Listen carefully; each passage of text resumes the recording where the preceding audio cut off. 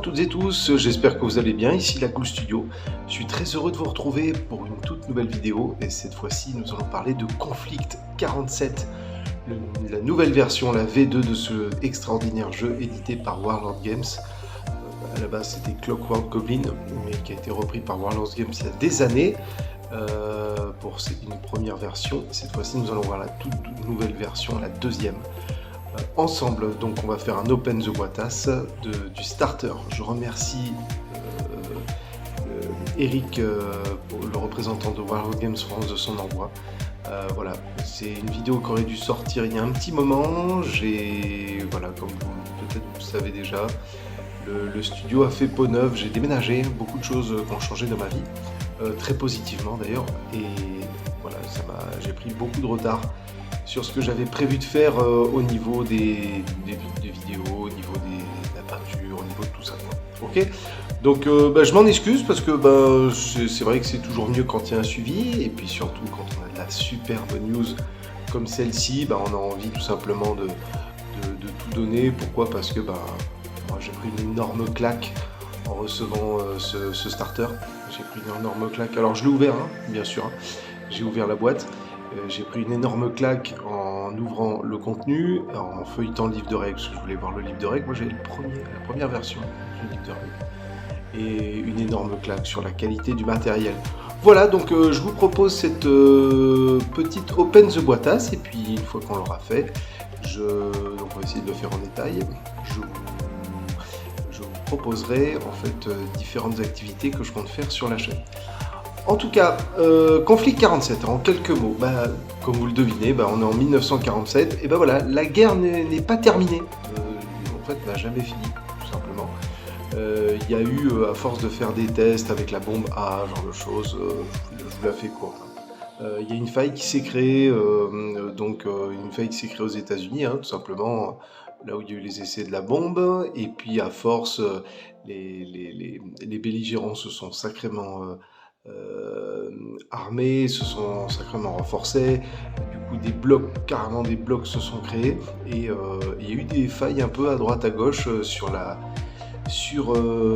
carte, et donc qui a donné de l'énergie ésotérique, couplée en fait avec que ce soit de l'énergie atomique, que ce soit voilà, des sciences occultes, bref, tout un melting pot qui a permis tout simplement, ce melting pot, de fournir aux principaux belligérants, tout simplement, des nouvelles armes, des nouvelles armures et une nouvelle façon de faire la guerre.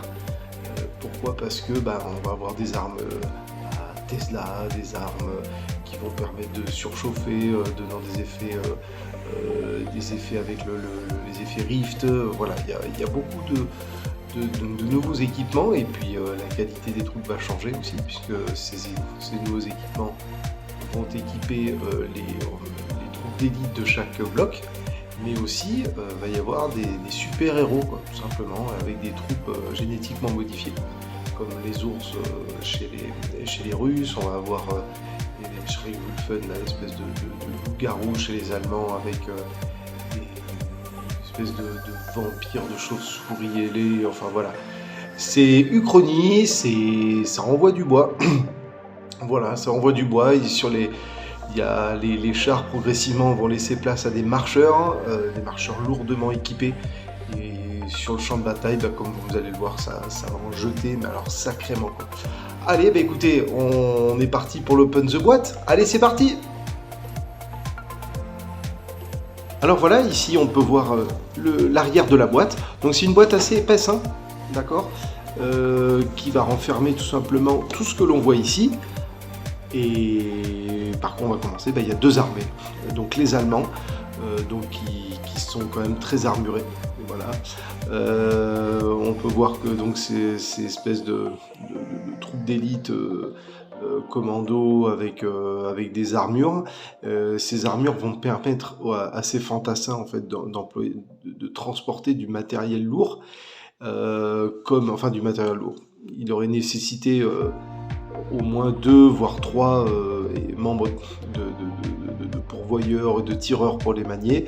Ici on peut voir un Pübchen, ici on a des MG42, enfin voilà, on est sur des armes un peu lourdes. Elles sont posés, enfin sont équipés pour être utilisés de façon individuelle. Ici on va avoir ce qu'ils appellent un art spinner de mémoire. Donc c'est voilà, c'est une espèce de marcheur ici avec des canons DCA qui sont là. Et j'en déduis que c'est tout simplement un marcheur qui va pouvoir ainsi gérer différents types de zones de combat, beaucoup de ruines, quoi, qui pourra se déplacer, on s'en doute, assez facilement. Ici, donc on va avoir, alors au niveau des Allemands, pardon, on va avoir un héros. Donc cette boîte en fait renferme 2 personnages qu'on verra. Donc celui-ci, et donc c'est le Stahltruppen Hero. Donc les Stahltruppen, c'est les troupes en acier, hein, ceux-là, là, des Allemands. Et puis donc du coup ici on a un héros, et chez les Américains, on a ici aussi un héros avec les Firefly Airborne Infantry, donc des soldats équipés de réacteurs dorsaux et puis des armes un peu bizarres, on dirait une sorte de technologie Tesla ou quoi. Donc ces 2 personnages sont 2 personnages exclusifs à la boîte. Donc c'est très important de le savoir. Pourquoi? Parce que Warlord ne les a pas édités séparément. Donc si vous voulez, déjà pour commencer, le starter c'est le top. Et si en plus vous voulez ces éditions exclusives, elles ne sont que dans la boîte. Enfin, on va avoir ici le M2A5 Linebreaker Medium Walker. Le tout est en plastique, hormis les 2 personnages exclusifs à la boîte qui vont être en résine. Sinon, tout le reste est en plastique. Et c'est une énorme avancée de la part de Warlord Games. Pourquoi? Parce que lors de la première version, beaucoup de marcheurs et de véhicules spécifiques à Conflict 47 étaient en résine et des fois aussi avec des parties en métal. Et il y avait très peu de plastique, mais alors vraiment très peu, que ce soit l'infanterie ou quoi, beaucoup de choses étaient en résine ou en métal. Donc c'était galère, voilà, ne serait-ce qu'à acheter, parce que c'est des kits quand même un peu au prix élevé, enfin un prix assez élevé. Après il fallait les assembler, les coller, enfin c'était tout un cirque. Ou alors nous permet d'avoir justement maintenant en plastique et donc du coup les 2 personnages en résine.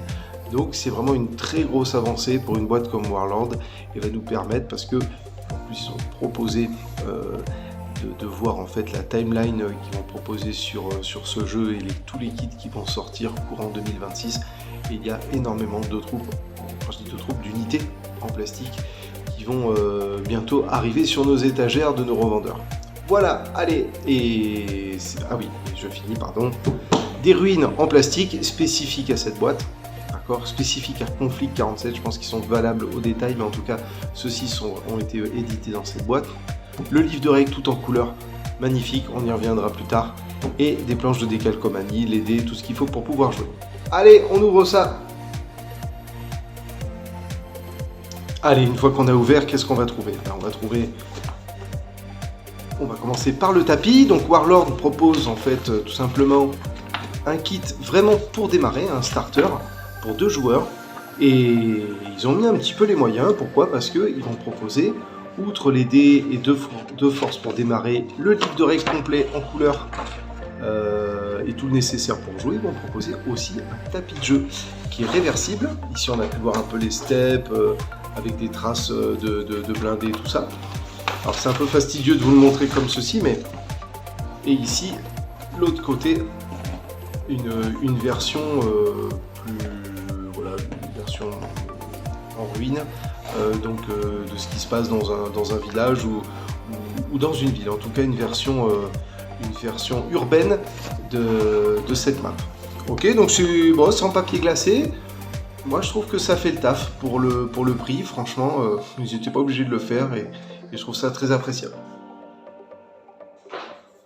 Ensuite, ici, on va ouvrir comme ceci. Alors, il y avait bien sûr le livre de règles. Alors, on va peut-être commencer par celui-ci. Le livre de règles, lui, il est tout en couleur. Papier glacé, il y a beaucoup de pages.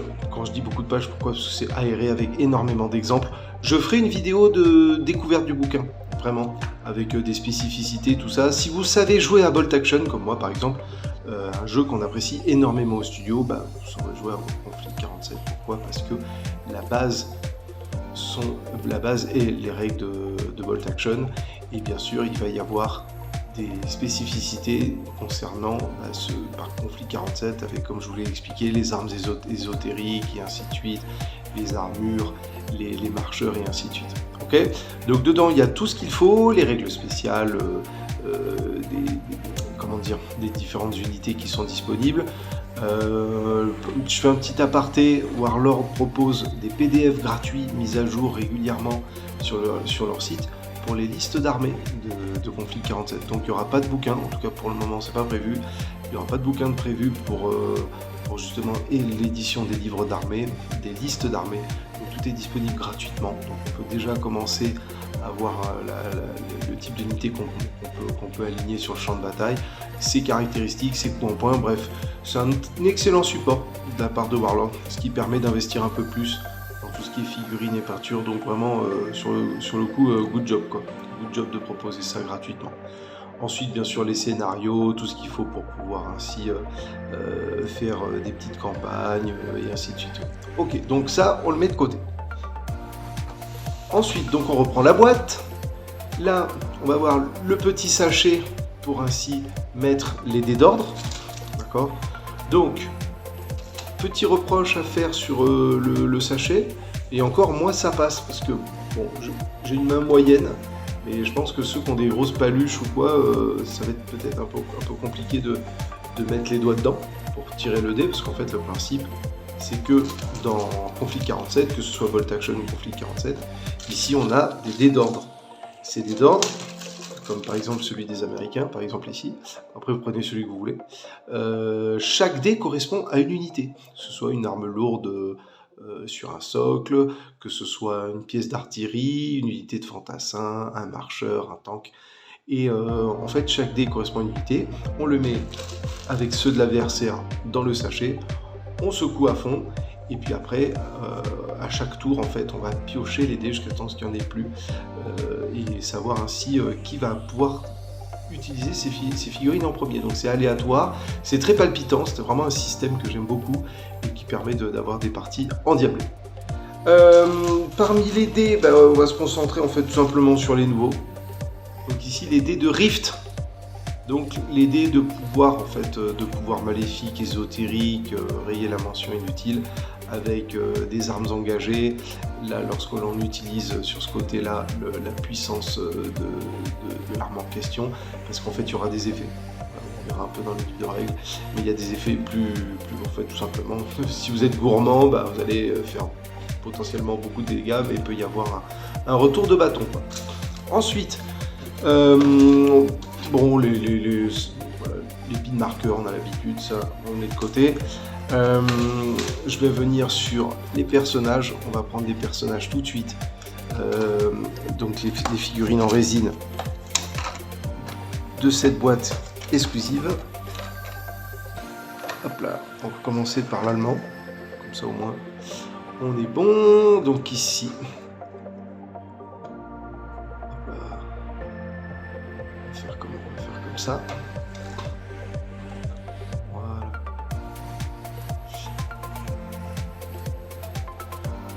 Donc les figurines sont assez mastoc, mine de rien, forcément, hein, on est sur des espèces de figurines de super-héros, quoi, finalement.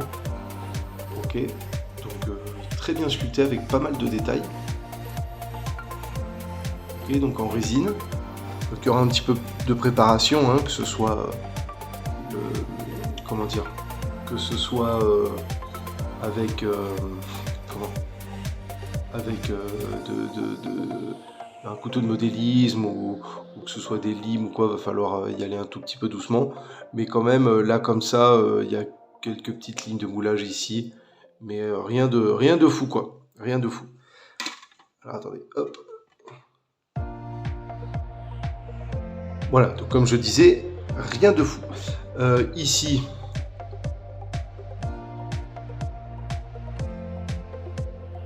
les bras du Stahltruppen héros.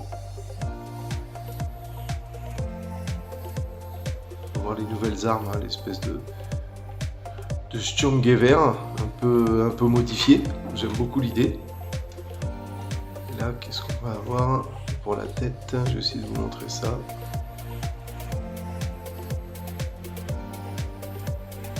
La tête qui est plutôt expressive. Hein. Voilà. Ensuite, le héros américain avec son réacteur.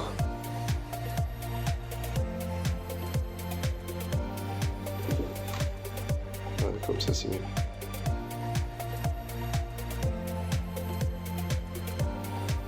Sympa, avec un petit peu de fourrure et tout, là, comme s'il avait une espèce de manteau de pilote. Blouson de pilote. Ok.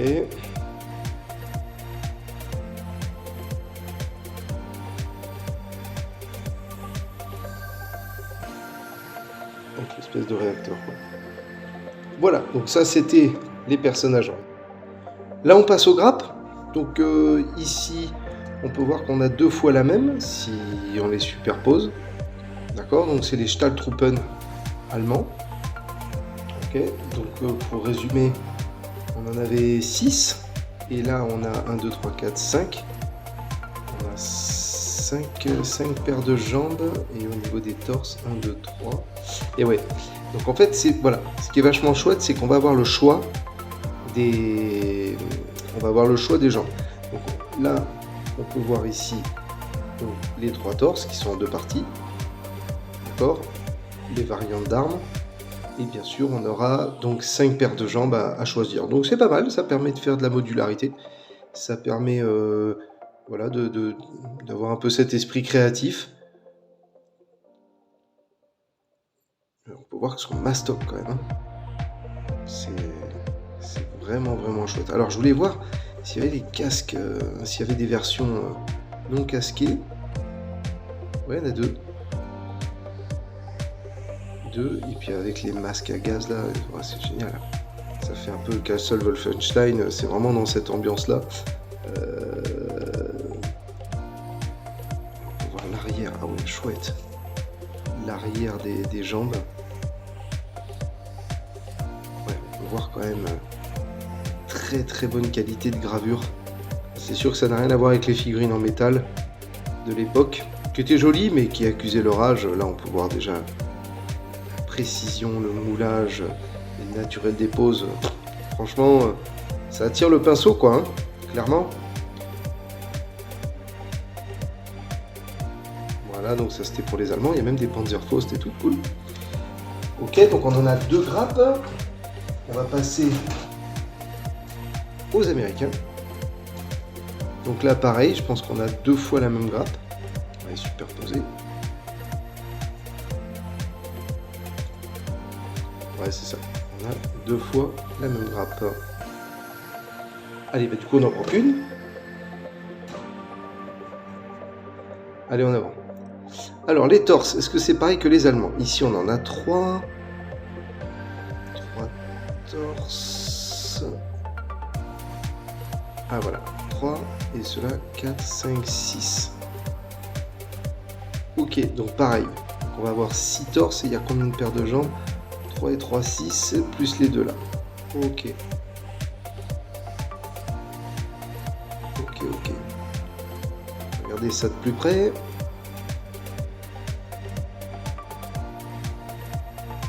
C'est cool. Avec les protèges genoux là, c'est vraiment sympa.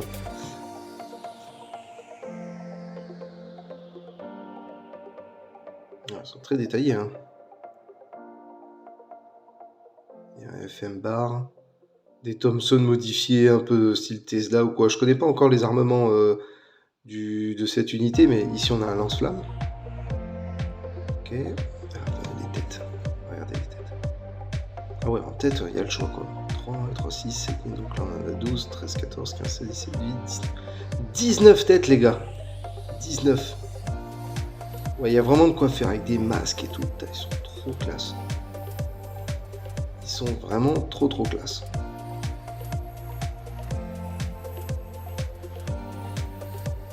Ok. Là, on poursuit. Il y a beaucoup de matériel. Hein.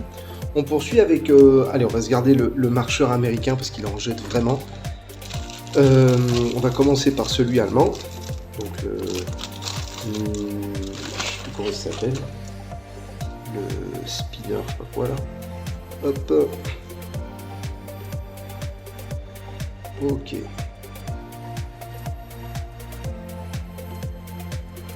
Voilà, ça a l'air bien fun à monter. Pas l'air d'avoir non plus trop de pièces.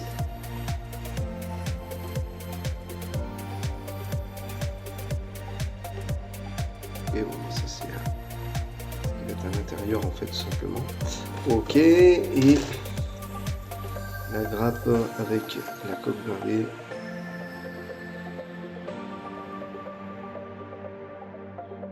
Ça, Warlord en termes de sculpture de tank en plastique, pour en avoir monté quelques-uns et peint quelques-uns, voilà, c'est quelque chose qui maîtrise vachement bien, donc on est sur la droite lignée de ce que sait faire l'entreprise. Pas de problème. Allez, donc celui-là, c'était l'allemand.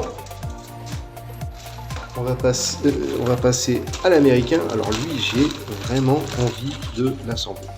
Il a une tête, ce marcheur. Vraiment, je vais vous le montrer en fait. Regardez. Parce qu'il file des petites notices avec. Regardez, la tête du marcheur. US M2 A5 Linebreaker Jump Walker. Ah, il envoie. Il envoie. D'ailleurs, au niveau des notices, on va jeter un petit coup d'œil. Ok, présentation des grappes. Ah oui, c'est pas mal ça. C'est bien expliqué. Ok. Ouais, c'est bien expliqué.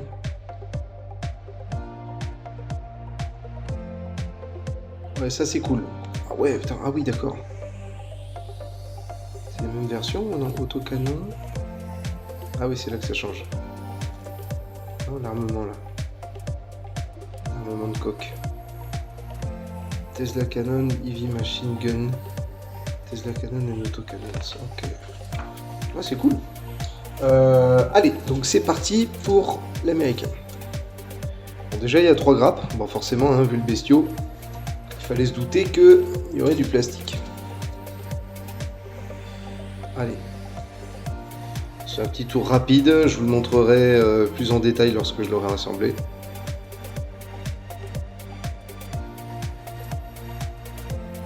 Ok, espèce de canon Tesla là. Les autocanons qui sont là. Ça marche.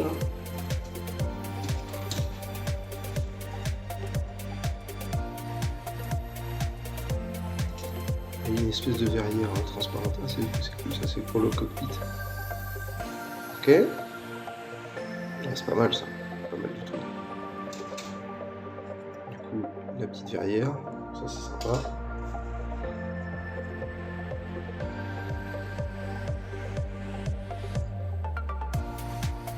Allez, bah écoutez, je vous le montrerai une fois peint quoi. Ça c'est bon. On finit par les petits livrets, histoire de valider tout ça. Donc il file des petites notices.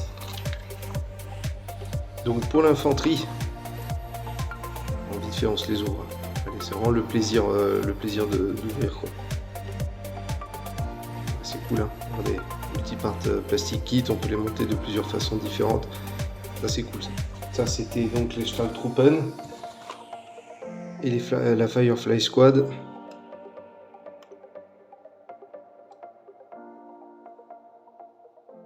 Ok, cool. Ouais, c'est vachement bien détaillé. Au niveau de la notice, il n'y aura pas de surprise. Impeccable. Et enfin, il y avait le Vogelspinne. Au moins, on a son nom. Vogelspinne. Il a une sacrée tête lui aussi. Hein. C'est pas arachnide là. Vraiment sympa. Et enfin, on va terminer par les socles. Je veux dire, là, il n'y a pas de grande surprise. On va tout virer parce que ça, on a l'habitude. Hop là. Qu'est-ce qu'on a? Donc, les fameux décors. On a quand même 1, 2, 3 et 4 grappes. Hein. 4 grappes de décors. Donc, ici, on a 2 fois la même. Ah, 3 fois la même peut-être? 3 fois la même et 4 fois la même. Ok, donc on a 4 fois la même grappe.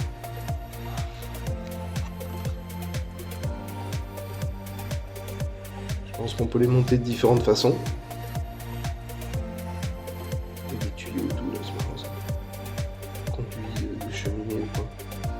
bien. Ça, c'est les gabarits du jeu, hein, les gabarits d'explosion qui sont là, le petit et le gros. Et ça, en fait, c'est les petites plaques, des petites plaques, comment c'est, ouais, voilà, pour les différents effets de jeu.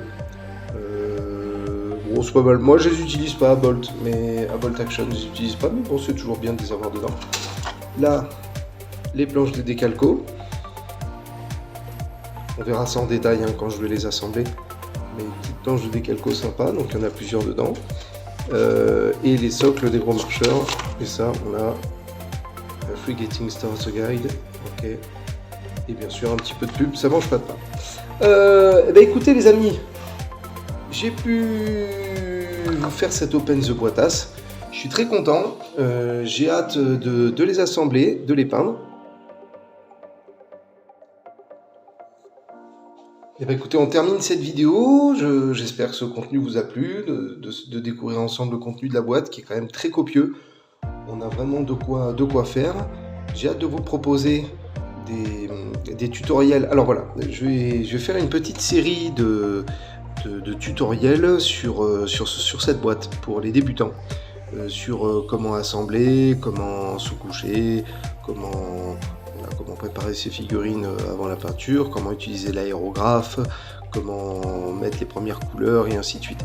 Voilà, donc la Ghoul Studio a vraiment envie de s'investir déjà dans les jeux Warlord et notamment celui de Conflict 47. Je suis très fan en fait de l'univers, très fan en fait de ce concept uchronique de la Seconde Guerre mondiale, étant un passionné de Seconde Guerre mondiale, et ce côté uchronique avec ici les factions, que ce soit les Anglais, on peut voir avec des automates en fait, on peut voir les Anglais ils ont des automates, les Américains avec sûrement des super héros ou quoi, les Allemands avec une technologie toujours un peu borderline et des expériences sur des volontaires on va dire entre guillemets, les Russes qui sont qui vont mettre tous les moyens de leur côté pour écraser leurs adversaires, et ici les Japonais.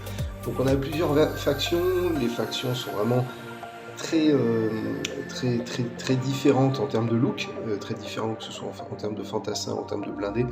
Donc comme je disais, j'ai très envie de proposer donc des tutoriels. Donc, je me répète un peu, mais voilà, qui vont partir de l'assemblage, comment préparer ses figurines, comment les coller, comment je fais tout simplement, la sous-couche, la peinture.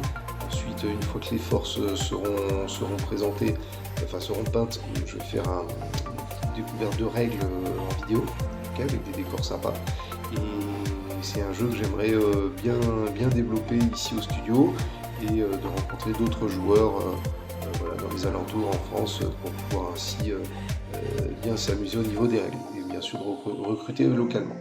En tout cas, j'espère que ça vous a plu. Je vous dis à très bientôt. N'hésitez pas à laisser un commentaire si ça vous a plu, de cliquer sur j'aime sous la vidéo, voilà, de laisser un commentaire, de partager, donner votre avis. Et puis moi je vous dis à très bientôt.